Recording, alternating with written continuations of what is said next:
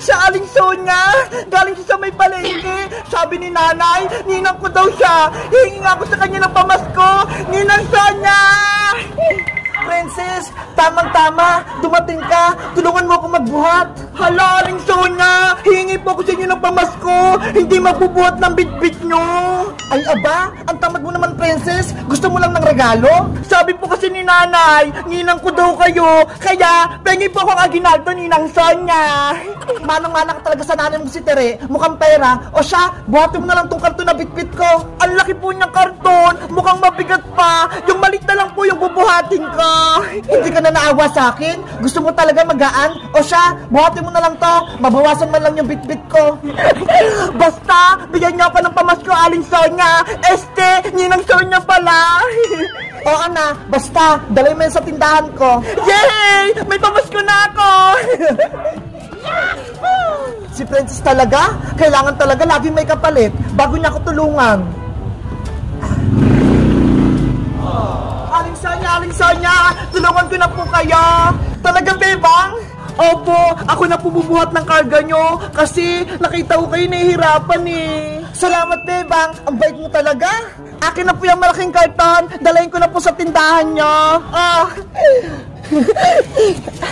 Hala, sobrang bigat talaga. Dahan-dahan ka lang, Bebang. Sobrang bigat niyan. Apa. Yes, wala na akong bubuhatin.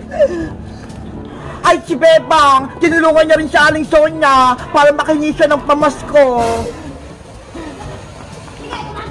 Nandun na sila sa tindahan ko. Ang sipag talaga ng dalawa.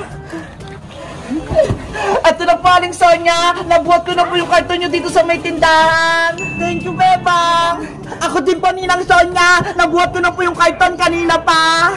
Salamat din sa'yo, Princess. Tinulungan mo ko. Ninang Sonia, bigyan niyo na po ako ng pamasko. Tinulungan ko po kayo eh. Sige, tamang-tama. May binili kong ampaw para sa inyo. Eto ho. Wow! Ampaw! Ang dami! Ang galing! May maliliit at malalaking ampaw sa Aling Sonia.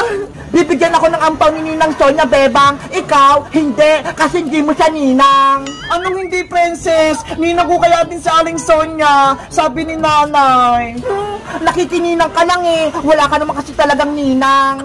Ops, wag na kayong magtalong dalawa. Parehas ko kayong inaanak, kaya bibigyan ko kayong dalawa ng pamasko. Bebang, Princess, anong gusto nyong ampaw? Malaki o maliit na ampaw? Ninang Sonia, akin po yung malaking ampaw. Ako na po yung unang mamimili. Kuha ka na, Princess. Etong malaking ampaw, panigurado, malaking laman nito. O Bebang, ikaw naman yung mamili. Yung maliit na ampaw na lang po sa akin, Aling Sonia. Ang liit ang ampaw ni Bebang, panigurado, maliit din yung laman yan. Princess, Bebang, buksan nyo na yung pamasko ko sa inyo. Excited na ako, magkano kayong laman nito? Hala, 20 lang yung laman, luma pa. Ano ba yan? Wala na. Ang malas ni Princess, 20 lang yung nabunot. Etong sa akin kaya, magkano? Wow! Grabe! 1,000 yung laman! Salamat po, Ninang Sonia! Merry Christmas po! Walang anuman, Bebang! Merry Christmas din sa'yo! Aling Sonia! Madaya naman po kayo eh! Sa akin, 20 lang!